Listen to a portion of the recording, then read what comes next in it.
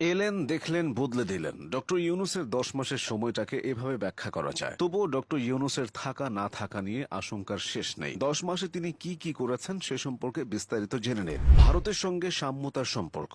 যে ভারত সবসময় বাংলাদেশকে চোখ রাঙাতো, এখন সে ভারতের সঙ্গে চোখে চোখ রেখে কথা বলে বাংলাদেশ। ইউনূস সরকার ভারতের সংখ্যালঘু মুসলিমদের নিরাপত্তা নিশ্চিত করার আহ্বান জানিয়েছে। ভারতের অভ্যন্তরীণ কোনো বিষয়ে বাংলাদেশের এভাবে কথা বলার নজির খুব একটা নেই। প্রতিবাদ জানানো তো দূর, আগে যত রকম অপবাদী দেয়া হতো বাংলাদেশ থেকে সেটা মুখ বুঝে সহ্য করে নেওয়া হতো। ডক্টর ইউনূস এসে সেই ধারার পরিবর্তন ঘটিয়েছেন। নিত্যপণ্যের লাগাম টেনে ধরা। একটা কথা শোনা যায়, পরের বছরগুলোতে 2025 সালের রমজান দেশবাসীর জন্য আক্ষেপ হয়ে থাকবে। কেননা এই রমজানে নিত্যপণ্যের দাম ছিল নাগালের ভেতর। 120 টাকার পেঁয়াজ 40 টাকা, 40 টাকার আলু 20 টাকা। এমন রমজান অনেকের চিন্তার বাইরে ছিল। এছাড়া এই রমজানের লোডশেডিং ছিল না বললেই চলে। আন্তর্জাতিক বৈধতা অর্জন। ডক্টর ইউনূসের অংশগ্রহণ ছাড়া এই সরকারের পক্ষে আন্তর্জাতিক স্বীকৃতি লাভ এত সহজ হতো না। বিশেষ করে ভারতীয় মিডিয়ার অতিরঞ্জিত খবরে বিশ্ব দরবারে বাংলাদেশের সুনাম ক্ষুণ্ণ হতো। ভারত বরাবরই অন্তর্বর্তী সরকারকে মৌলবাদীদের সরকার হিসেবে দেখাতে চেয়েছে। তবে আন্তর্জাতিক পরিমণ্ডলে অধ্যাপক ইউনূসের পরিচিতি ও প্রভাব ছাত্রদের সরকারকে গ্রহণযোগ্যতা দিয়েছে।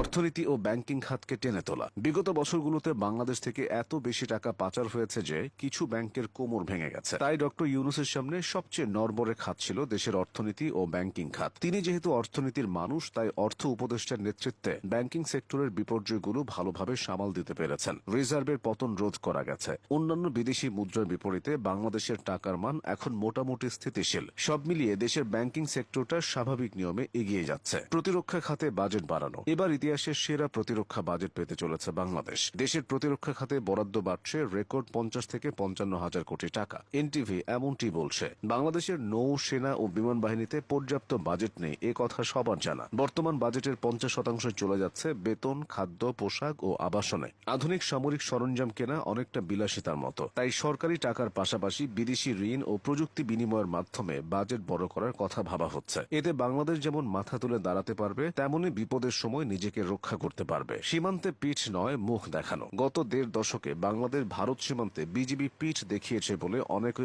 অভিযোগ করে। তবে নতুন বাংলাদেশে বিজিবি মুখ দেখাচ্ছে। বিজিবির পা ধরে মাফ চাচ্ছে বিএসএফ, এমন দৃশ্য দেখা গেছে। এছাড়া বিএসএফ এর পুশিন ঠেকাতে বিজিবি বেশ তৎপর আছে। সম্প্রতি স্থানীয়দের সঙ্গে মিলে বিজিবি বিএসএফ এর পুশিন ঠেকিয়েছে। মত প্রকাশের সুযোগ। প্রতিদিন ঢাকা শহরের কোনো না কোনো জায়গায় মানুষ দাবি দাওয়া নিয়ে জড়ো হয়। প্রধান উপদেষ্টার বাসভবন যমুনার সামনে বসা এখন একরকম স্বাভাবিক নিয়মে পরিণত হয়েছে। কোনো রাজনৈতিক সরকারের আমলে এসব চিন্তাও করা যেত না। ভিআইপিদের প্রোটোকলের কারণে রাস্তায় ঘন্টার পর ঘন্টা জ্যাম লেগে থাকতো, সেসব এখন নেই। উল্টো আন্দোলনকারীদের কারণে সাধারণ মানুষ ভোগান্তিতে পড়ছে।